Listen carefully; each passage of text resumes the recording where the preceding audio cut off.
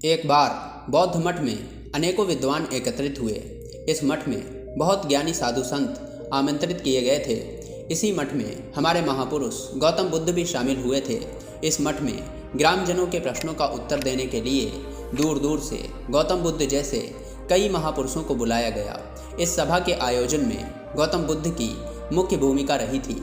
इस ग्राम सभा में कई लोगों ने अपने मन में उमड़ रहे सवालों का जवाब वहाँ पर बैठे ज्ञानियों, संतों और ऋषियों से किया, जहाँ अलग अलग लोगों ने अलग अलग प्रश्न पूछे।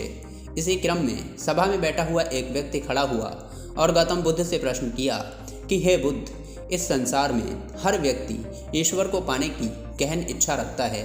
उसके लिए वह पूजा पाठ से लेकर दान देना और उपवास रखने तक का सफ़र तय करता है।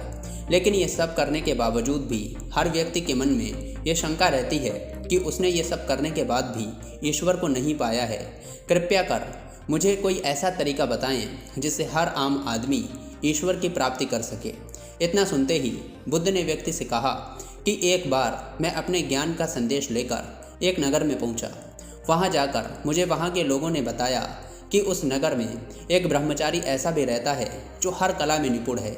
उस ब्रह्मचारी ने विभिन्न देशों में घूमकर विभिन्न कलाओं को सीखा है। एक देश में उसने एक व्यक्ति से बाड़ बनाने की कला सीखी। कुछ दिनों के बाद वह अन्य देशों में गया, जहां जाकर उसने नव निर्माण कलाएं सीखी, क्योंकि वहां पर जहाज बनाए जाते थे। और वह तीसरे देश में गया तो कई ऐसे व्यक्तियों के संपर्क में आया जो गृह निर्माण करते थे। यहाँ उसने गृह निर्माण कला सीखी। इसी तरह वह 16 देशों में गया और कलाओं का ज्ञाता होकर लौटा।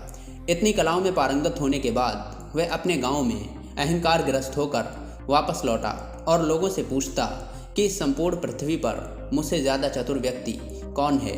वह नगर के लोगों से कहता कि मैंने विभिन्न देशों का भ्रमण करके विभिन्न कलाओं का ज्ञान अर्जित किया है, इसलिए मैं संसार का सबसे चतुर और चालाक व्यक्ति हूँ। मैंने उसके घमंड की ऐसी अति को देखकर उसे एक उच्चतर कला सिखानी चाहिए। मैंने एक वृद्ध भिखारी का वेश बनाया और हाथ में एक भिक्षा पात्र लेकर उसके सामने गया।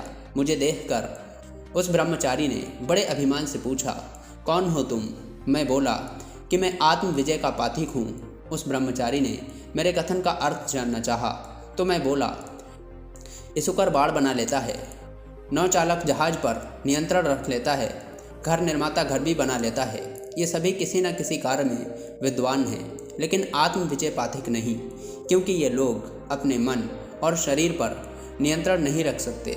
यदि तुम इनके किसी कार्य में कोई त्रुटि निकालोगे तो ये लोग क्रोधित हो उठेंगे, और यदि तुमने इन लोगों को कोई अपशब्द कह दिया तब भी ये तुम्हारे शत्रु बन जाएंगे, और यदि तुमने इनकी प्रशंसा कर दी तो ये लोग तुम्हारे मित्र बन जाएंगे।